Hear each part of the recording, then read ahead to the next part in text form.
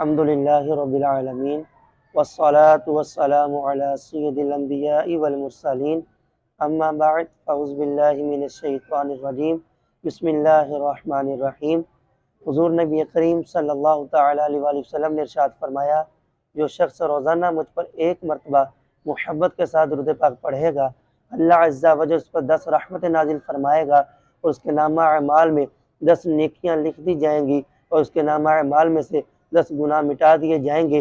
تو درود پاک کی فضیلت کے ساتھ ہی آج کی ہماری جو ویڈیو ہوگی وہ پاکستان کے مشہور و معروف حضرت علامہ مولانا سردار رحمۃ اللہ تعالیٰ علیہ کے مزار کی ویڈیو ہوگی۔ ان کے مزار کی ویڈیو دکھانے سے پہلے ان کے مزار کے ساتھ یہ خوبصورت مسجد جو بہت ہی خوبصورت بنائی گئی، تو ہم پہلے آپ کو ان کی مسجد کی زیارت کرواتے ہیں۔ لا الہ الا اللہ ہو، لا الہ الا اللہ، لا الہ الا اللہ ہو، لا الہ الا اللہ۔ کسی نے پوچھا کہ شام لا الہ الا اللہ ہو، لا الہ الا اللہ، لا الہ الا اللہ ہو، لا الہ الا اللہ۔ کسی نے پوچھا کہ شام لا الہ الا اللہ ہو، لا الہ الا اللہ، لا الہ۔ تو جیسا کہ ناظرین آپ نے اپنی آنکھوں کے ساتھ دیکھا کہ مسجد کا بہت ہی خوبصورت اور دلکش منظر تھا، تو ابھی ہم آپ کو اس مسجد کے ساتھ یہ ایک وضو خانہ بنا ہوا ہے اس کی طرف آپ کو لے کے چلتے ہیں۔ بسم اللہ الرحمن الرحیم، بسم اللہ الرحمن الرحیم۔ لا الہ الا اللہ ہو، لا الہ الا اللہ، لا الہ الا اللہ ہو، لا الہ الا اللہ۔ کسی نے پوچھا کہ شام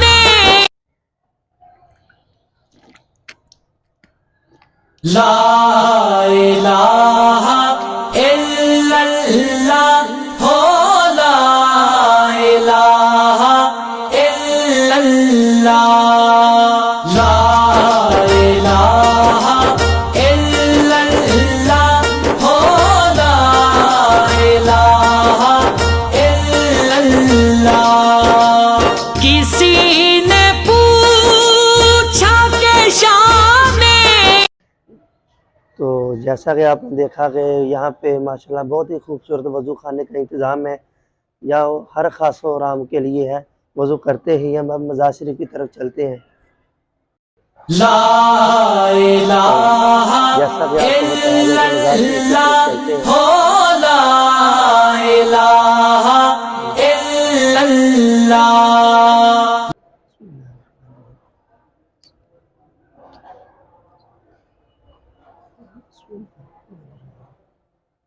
یہ آپ دیکھ رہے ہیں ہمارے سامنے ہی بہت ہی خوبصورت مزارات کے منظر ہیں، تو آئیے اب ہم دعا کے لیے ہاتھ اٹھاتے ہیں۔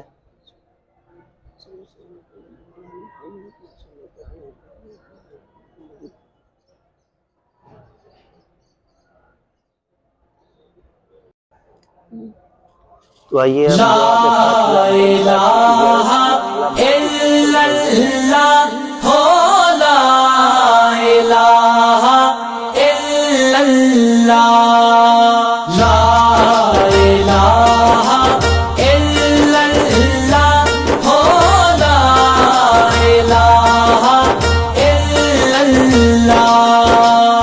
کسی نے پوچھا کہ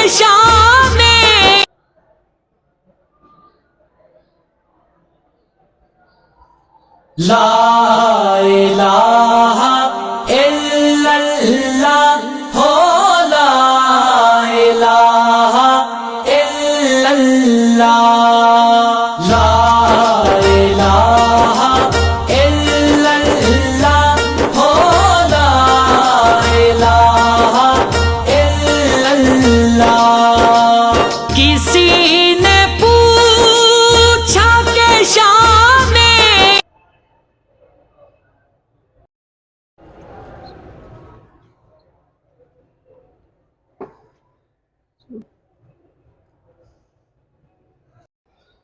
ماشاءاللہ جیسا کہ آپ نے دیکھا کہ دربار شریف کا بہت ہی خوبصورت منظر، ماشاءاللہ اولیاء کرام کے مزارات کی زیارت کر کے دل کو بہت ہی زیادہ سکون ملتا ہے۔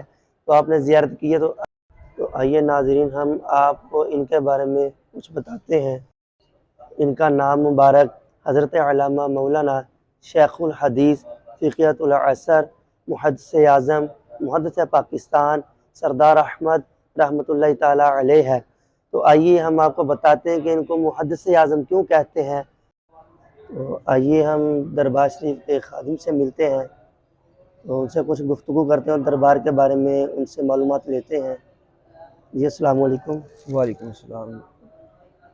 یہ ہمیں کچھ تھوڑا سا مولانا سردار احمد اللہ تعالیٰ علیہ کے بارے میں بتائیے۔ بسم اللہ الرحمن الرحیم۔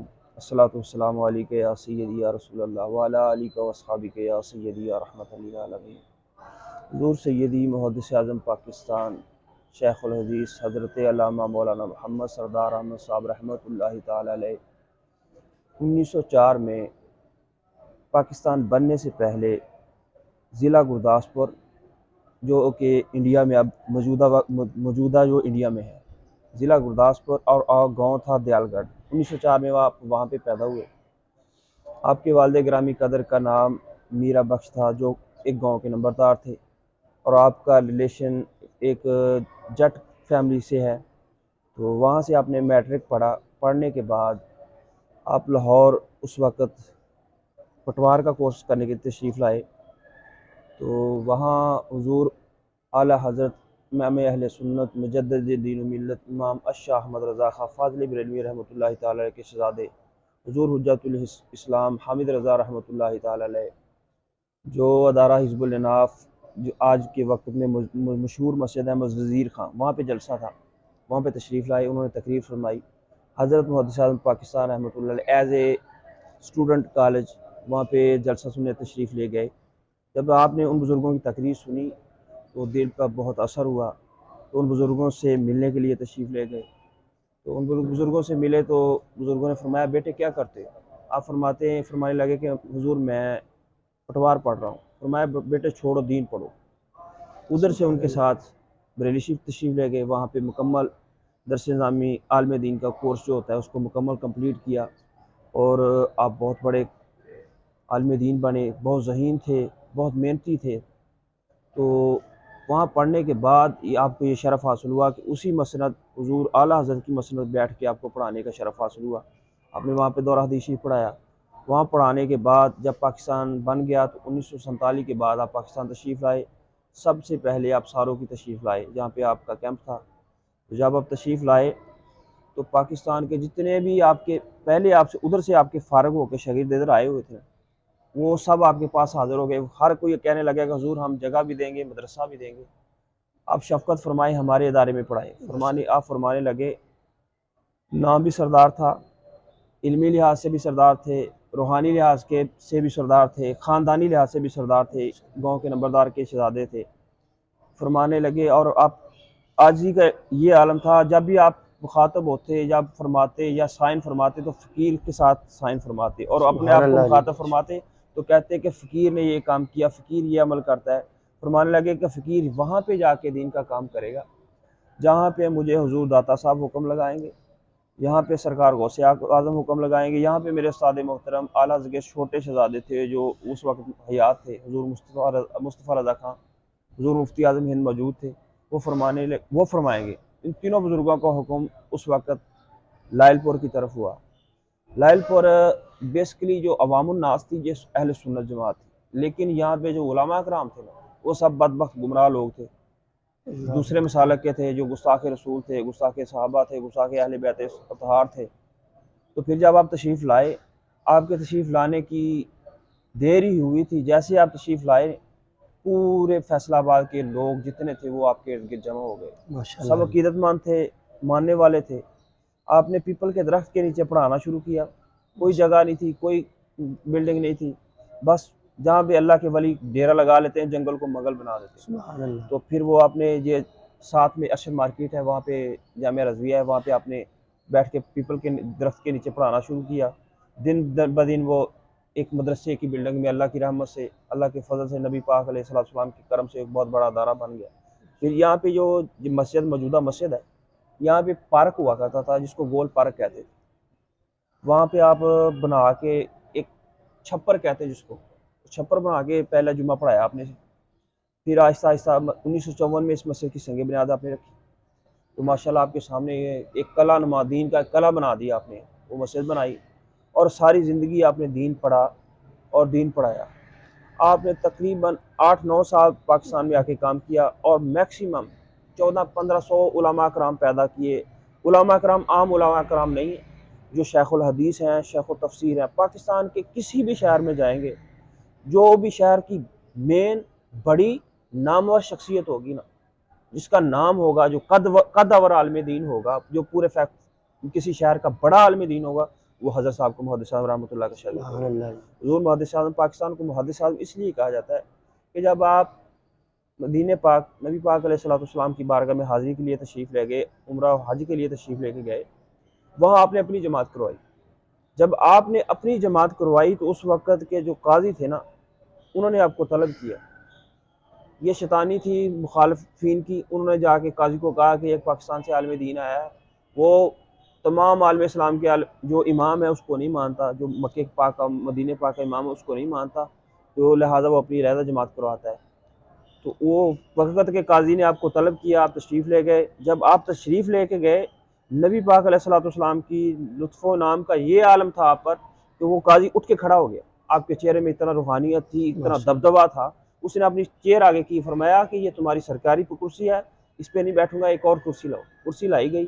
آپ نے فصیح عربی زبان میں، ایک پنجابی اور اردو سپیک ہوتے ہوئے، آپ نے فصیح عربی زبان میں اس کے ساتھ گفتگو کی اور اس کو پروف کیا کہ آپ کے امام کے پیچھے نماز ہماری نہیں ہوتی۔ اس لیے تو آپ نے وجوہات بیان فرمائی۔ آپ نے فرمایا ایک تو یہ ہمیں مشرک کہتے ہیں، دوسری بات آپ نے یہ فرمائی کہ یہ امام اعظم، ہم امام اعظم ابو حنیفہ رحمۃ اللہ کے مقلد ہیں، یہ امام شافعی کے مقلد ہیں۔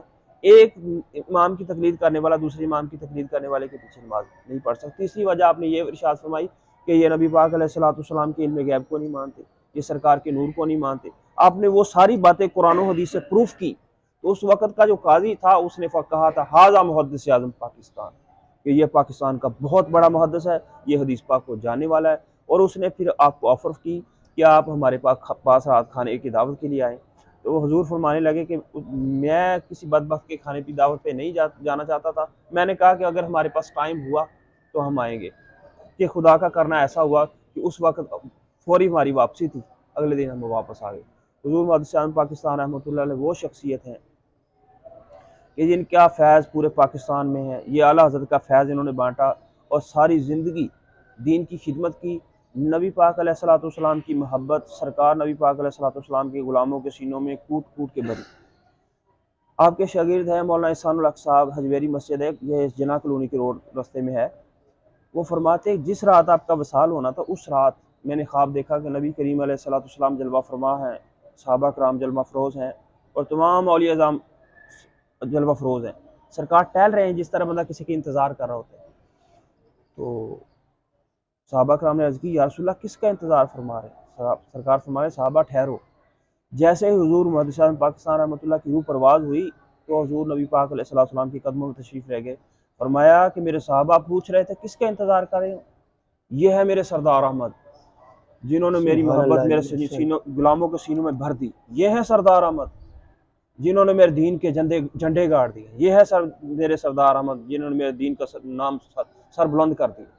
حضور محدث اعظم پاکستان نے ساری زندگی لمحہ بلمحہ نبی پاک علیہ السلام کی دین کی خدمت کی۔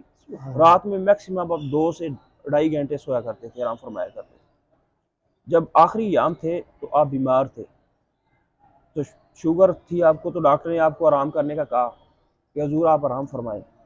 وہ آپ فرمانے لگے، ڈاکٹر سے مخاطب ہوئے، کہنے لگے ڈاکٹر صاحب آپ مجھے کہہ رہے ہو آرام کرو، میرے پاس ٹائم تھوڑا ہے اور میں نے دین کا کام بہت کرنا ہے۔ 1962 28 دسمبر 1962 کو اب کراچی میں آپ کا وصال ہوا۔ کراچی سے پوری ٹرین بک کی گئی اور وہ فیصل آباد آپ کو لایا گیا۔ ہر اسٹیشن پہ ٹرین روکتی تھی، ہزاروں لاکھوں کے لوگ تعداد میں لوگوں نے آپ کی زیارت کرتے تھے، پھر آگے ٹرین آ جاتی تھی اگلے اسٹیشن پہ، وہاں زیارت ہوتی تھی، لوگ زیارت کرتے تھے۔ اس طرح ٹرین کراچی سے فیصل آباد پہنچی۔ تو جب آپ کا جنازہ کراچی سے فیصل آباد پہنچا، فیصل آباد سے لے کر دھوبی گارڈ گراؤنڈ تک یہ ہر عام و خاص نے یہ بات دیکھی۔ اللہ کے انوار اللہ کی خاص جگہوں پر، جیسے مدینہ پاک ہے، مکہ پاک ہے، اللہ انبیاء کرام علیہ السلام کی خاص مخصوص جگہ ہیں، وہاں پہ انوار برستے ہیں، یا اللہ کے اولیاء اعظام ہیں، جتنے بھی اولیاء اعظام ہیں ان کے مزارات پہ انوار سبحان اللہ برستے ہیں۔ جی، یہ دیکھنا ہر عام بندے کا خاصہ نہیں، یہ خواص نہیں، دیکھتے ہیں، لیکن اللہ نے آپ کی شان کو واضح کرتے ہوئے آپ کے جنازے پہ انوار برسے ہر عام و خاص نے دیکھے۔ ایک آپ کے مرید ہیں، وہ فرماتے ہیں کہ میری عمر تقریباً 12-13 سال تھی، مجمع اتنا تھا، رش اتنا تھا، بانس بندے ہوئے تھے آپ کے جنازے کو، تو میں نے سوچا کہ میں اپنے شیخ کریم رحمۃ اللہ تعالی کے جنازے کو کندھا دوں، تو مجھے پتہ نہیں لگ رہا تھا کہ آپ کا جو جنازہ ہے وہ کدھر ہے، تابوت مبارک کدھر ہے۔ پھر کہتے وہ آسمان سے جو انوار کی لاٹ آ رہی تھی نا آپ کے جنازے، جیسے جیسے جنازہ چلتا تھا وہ لاٹ ساتھ ساتھ چلتی تھی۔ سبحان اللہ کہتے کہ انوار کی لاٹ کو میں نے اوپر سے دیکھا، وہ ہے۔ پھر کہتے میں لاٹ کو دیکھتے نا میں جنازے کے ساتھ ملا، میں نے وہ جنازہ ڈھونڈ لیا۔ حضرت محدث پاکستان رحمۃ اللہ علیہ کے اوصاف جتنے بھی بیان کیے جائے، ہماری زندگی ختم ہو سکتی ہے لیکن ان کے اوصاف کو ختم نہیں ہو سکتے۔ اللہ تعالیٰ ہماری اس گفتگو کو قبول فرمائے، اللہ تعالیٰ ان کی برکت سے ہماری دین دنیا کو بہتر فرمائے۔ اور یہ جو ان کی قبر مبارک ہے نیچے یہ اصل اوپر، مزار پاک نیچے ہے، اچھا حضور محدث پاکستان رحمۃ اللہ کا اصل مزار پاک جو ہے نیچے ہے۔ پہلے یہ جگہ نیچی تھی، وہ زمین کی بیس پہ بنائی گئی تھی، پھر آہستہ آہستہ بڑھتی پڑ گئی، اونچی ہو گئی، وہ ایز اے نشان وہ جو اوپر مزارات بنا دیے گئے، اصل مزار پاک وہ نیچے۔ تو حضور محدث اعظم رحمۃ اللہ تعالی علیہ نے جو درود پاک لکھا، درود پاک نا یہ اکثر مشہور ہے کہ الصلاۃ والسلام علیک یا رسول اللہ، یہ حضور محدث اعظم پاکستان رحمۃ اللہ علیہ نے نکالا، لوگ کہتے ہیں اپنی طرف سے بنایا، نکالا۔ حقیقتاً میں بھی اس بات سے ایگری ہوں کہ حضور محدث اعظم پاکستان نے نکالا۔ ان کے خود کہاں سے نکالا؟ خود سے نہیں نکالا، کہاں سے نکالا؟ کسی میں اتنی علمی ہے نہیں، حیثیت ہے ہی نہیں کہ وہ نکال سکتا۔ بخاری شریف سے آپ نے نکالا، یہ حدیث پاک میں ہے۔ حضرت علی رضی اللہ عنہ راوی ہیں اس حدیث پاک کے، فرماتے ہیں کہ میں نبی پاک علیہ السلام کے ساتھ ساتھ تھا، نبی پاک آگے آگے تشریف فرما تھے، میں پیچھے پیچھے چل رہا تھا، مجھے آواز آئی الصلاۃ والسلام علیک یا سیدی یا رسول اللہ، الصلاۃ والسلام علیک یا حبیب اللہ۔ فرمانے لگے، میں نے آگے دیکھا، مجھے کوئی انسان نظر نہیں آیا، کوئی شخص نظر نہیں آیا۔ میں نے پیچھے دیکھا، مجھے کوئی شخص نظر نہیں آیا۔ میں نے دائیں دیکھا، مجھے کوئی شخص نظر نہیں آیا۔ میں نے بائیں دیکھا، کوئی شخص نہیں نظر آیا۔